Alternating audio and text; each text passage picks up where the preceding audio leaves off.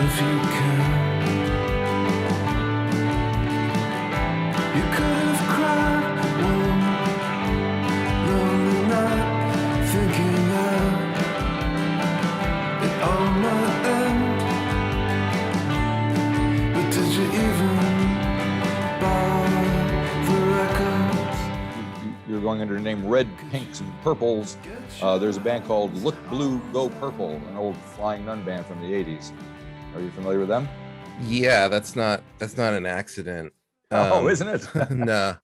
The guy, someone gave me the name of the Reds, Pinks, and Purples. This my friend Jason Honey, and he's just kind of a genius for coming up with interesting names that no one would think of. And I picked it because it reminded me of Look Blue would Go Purple. Very cool. So, And how did you find it? I'm surprised and impressed that you're familiar with them because they're fairly obscure. It's not exactly the Chills or the Bats.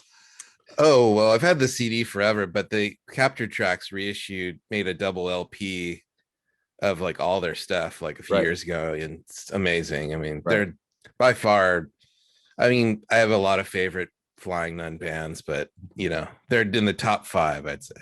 Very cool. And so does that Flying Nun sound kind of seep into what you do, you think? From an American angle, though, because I came up listening to like Rain Parade and early REM and stuff like that. And then I discovered the New Zealand stuff much later. I mean, that's what I was listening to as a kid. Yeah.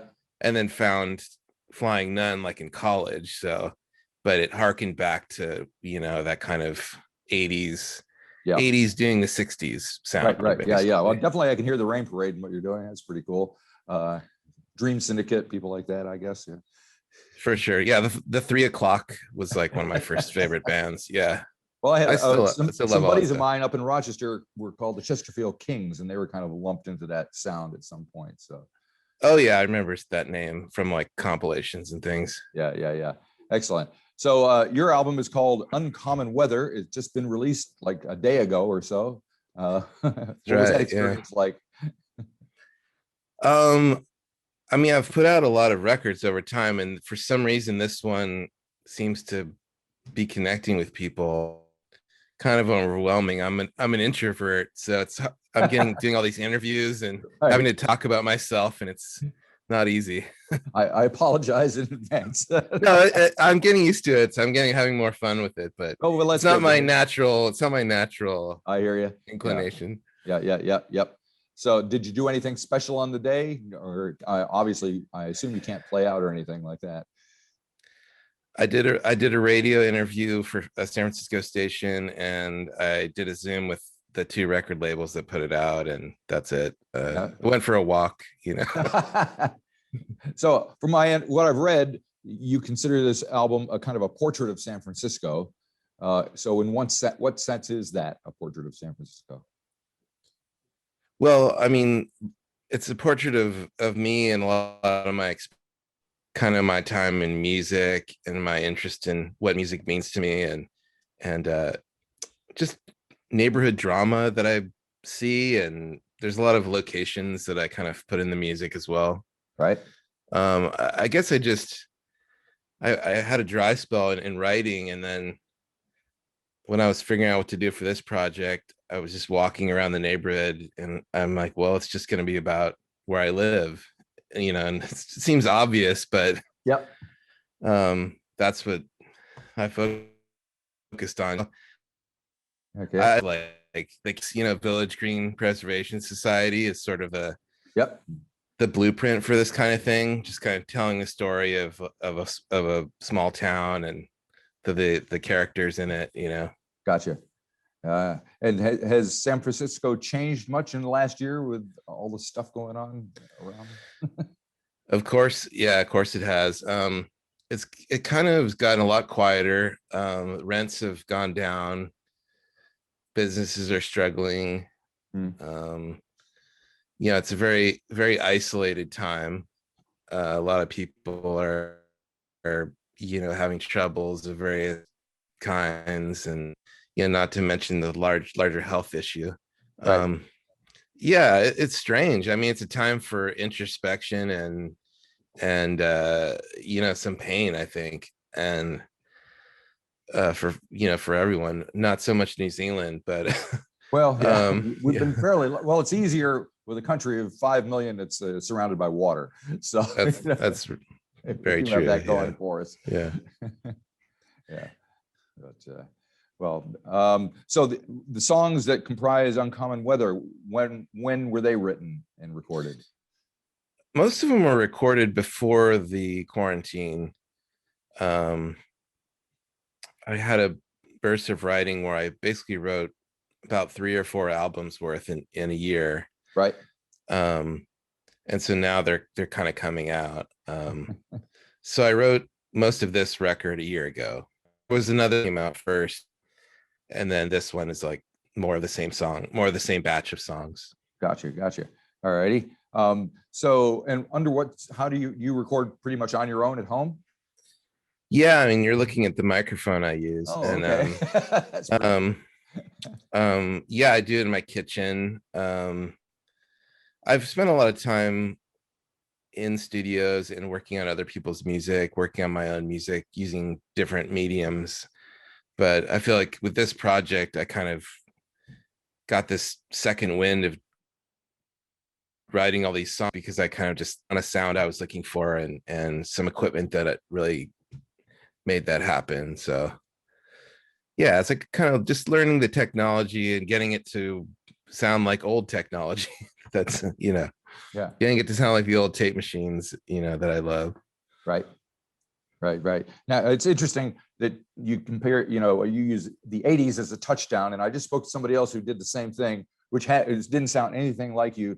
The 80s are such for me, I cringe when I hear the 80s because I think of bad drum sounds and a lot of bad bands that were on the radio at the time.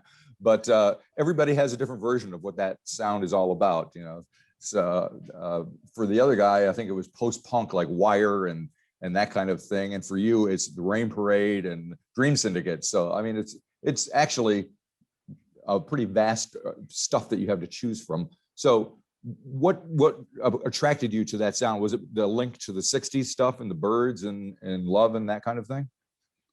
Yeah, for sure. I mean, one of my earliest memories is seeing this REM feature on MTV, and it was connecting REM to the Byrds. Right. It actually had Roger McGuinn in it and John Sebastian from Love and Spoonful. And I just really loved that look, the way the guitars looked, and then the music, which just sounded very mysterious. Yep. I mean, I have really wide taste in music, so I love a lot of that, like, very trashy 80s stuff. But yeah, the 80s, I mean, the 80s also gave us, noise. I mean, it's not a bubblegum decade at all. It's right. Yes, exactly. So and you've done a couple of videos for the album. There's one for the opening track, Don't Ever Pray in the Church on My Street, which has got the jangly, it's very kind of flying dunny kind of vibe to it, but a lot of vintage footage in that. Where did you find that stuff from? Any day break a daydream, soft lights, and other moments I know I could never lack. Notes that we sang, we were promised and made a trust, wish for heaven, but there was nothing there for us. I do the videos on the cheap with iMovie, and sometimes I'll find stuff on there are archive sites that have just old stock footage for free. Right. And then sometimes I'll just turn on a video sometimes I'll download stuff, and other times I'll just turn on a video and film it on my phone.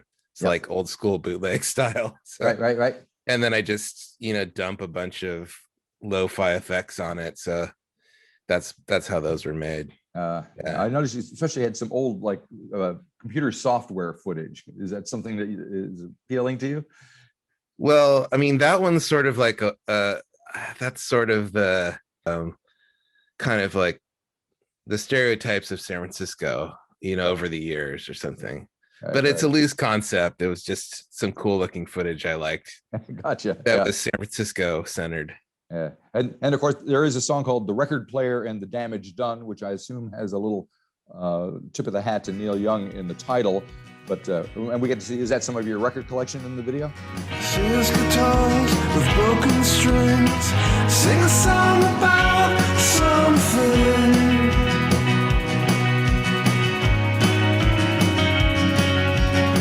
Find the noise that moves someone. The record plays and the damage is done. It is, yeah. Flipping through the records, those are my records. Yeah, conflating records with heroin, Right. was kind of some dark humor there, I guess. But yeah, it's really about finding inspiration in sound and what records mean to people, and so it's actually kind of sincere. I feel like. Right. Okay. And just in general, when you're writing, do you kind of write in terms, because I see there's a list of different personas you've taken on in bands. There's the ivy tree and sun green leopards and art museums and all these. What are you thinking in terms of a specific project when you're writing a group of songs, or are they songs that you have around and then they just become something? I mean, I kind of look at each project like a little art project. Like I think of the visuals at first and the name, right, and then the music follows the concept.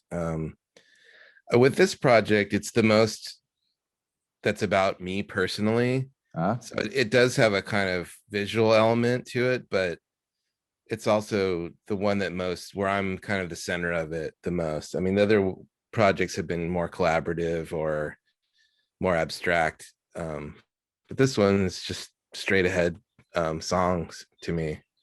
Mm-hmm. And do you find it easy to write about yourself? Not really. I mean, it was a really long process to get to a point where I felt like I could write that way and have it be compelling, because I wanted to have it be touching in some way, meaningful emotionally, but also have some humor in there, and to make it so people could see themselves in it. So I kind of really was thoughtful about that, right, with this project, and so it took me 5 years really to get this thing off the ground. Man. Yeah. And were you doing other stuff in the meantime, or? Yeah, I was working on other things, and I have a day job and stuff, so it's not Sure. like I'm always doing this, but yeah. And also it's kind of a process of just accepting the voice that I want to put in these songs, right, which is kind of like, I'm really hard on myself. Most people who do music, and yep. I think if you're not hard on yourself, you're a little strange, but I'm strange in other ways, but I'm sure it is. Okay. Well, the title track, Uncommon Weather, I noticed there's kind of an organ going through it, and to me it had kind of a Velvet Underground, Modern Lovers kind of feel to it. But are you playing all the instruments on it, or do you have anybody coming in giving you a hand, or is it all you? Dead sea going backward on an old fishing line. Is it a sign of end time, or a curse of uncommon weather? Another dull daydream, passing sad daydream. How else can we pass the time? Do you think about Angie? She's fine. I play almost all of it. I have a few guests that come in on a couple tracks. There's one track that has two other people on it, which I'm sorry about your life. But yeah, 99% of it is me. It's just when I'm writing the song, I actually do have a live band, but when I'm writing the songs is at the same time I'm recording them. So I'm kind of finding the sound and writing. Right. So right. It's just really easy to do that now with digital. Right. And so it's like the sketch pad, and then it forms into a full complete picture. And yeah, and I kind of wanted it to be just me, because I have a strange way of doing things. I don't play like a normal musician, and so for me to have to explain to people can actually play, it's kind of hard sometimes. Oh, right. That's interesting. So you have a live band. When's the last time you played in front of people? Well, the quarantine came down right on us when my band had already flown to Madrid. We were supposed to play a pop fest there. Uh-huh. And I didn't leave because I had a feeling it was going to get canceled, and it did get canceled because Spain was hit really hard, Right. Which is really sad. But so they were stuck there for like 2 days and had to fly back. So the last time we played together was over a year now. Crikey. Yeah. Did you miss it? And we were hot to play that festival, I tell you. I'll bet. Man, that's a bummer. I mean, we rehearsed a lot right before it. I think, so if I'm not mistaken, Spain has a pretty good power pop scene as well. That early '80s thing with the Beat and those bands as well, I think. So yeah, right now they're putting out a lot of really great records. They have a lot of these kind of micro labels that are picking up pop music from all over the world and putting it out. So definitely check out the Spanish record label scene. It's amazing. Okay. And you mentioned, it seems like to me that you're kind of watching what is happening around the world in other countries as far as COVID and all that stuff and comparing it to the States. Is that a common thing? Because the US is notoriously just moronic, doesn't really look idiotic. Is it going to change things? There's some good people here left, I think. Is that what you mean? Sorry, I'm sorry, what was the question? I was just wondering if the one of the possible positive results of COVID is the fact that it causes the US to kind of realize that there's a rest of the world out there that affects them and, is happening.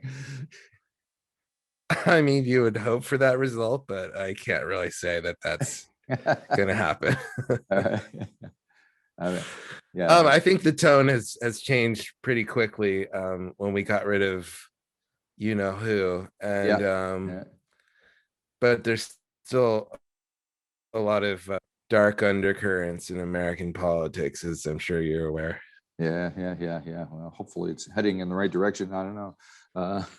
So do you see the live music in your future anytime soon, or are you kind of resigned to just crank out some more records? Well, yeah, I have another record planned after this one. It's already at the pressing plant. Oh, what's it sound like? I feel like it's my best one, but I always think that it's similar to what I've been doing with some new elements added. I don't want to like start hyping that one yet because that's sure. Yeah. Till fall or something. But yeah, so most of us will be vaccinated within a month or two, hopefully, and then we're going to start playing shows immediately. I think right. outdoor type things, and then next year, hopefully that'll be the time when we get to go to the UK and Europe and play some festivals, hopefully, things like that. Yep. Well, hopefully maybe you can come down here and play for us. It'd be amazing. I'd love to. We'll put you on the bill with Look Blue, Go Purple. They still do reunions every once in a while. That's the great thing about all these bands. They're all still here in one form or another, for the most part. Are you aware of Pumice? I'm familiar with the name. Yep. Yeah, he's a friend of mine. He's a really great musician. Love his stuff. Oh, okay, great. Yep. Well, that would be. You seem like you would fit right in. So, come on down. Yeah. Very good. Well, thanks for taking time to talk to me. I'll hope the new record here does everything. Are you putting that on vinyl as well? Yeah, I mean that's kind of the main selling point right now is vinyl, and it's come out in both the US and the UK, and people are buying it on vinyl, so it's great. It's like it's kind of, I think it's just interesting. That's like the one way that musicians can make money again is by releasing it themselves on vinyl, because obviously all those other outlets are useless. So yeah, I mean, I'm really lucky to be working with Slumberland and Tough Love. They're excellent labels and really enthusiastic. So yeah, I'm very grateful. Cool. Well, have yourself a great day. Thanks for talking to me. I appreciate it. You too. Thanks a lot. We'll look forward to the next record. Yeah. Have a good one. Nice to meet you.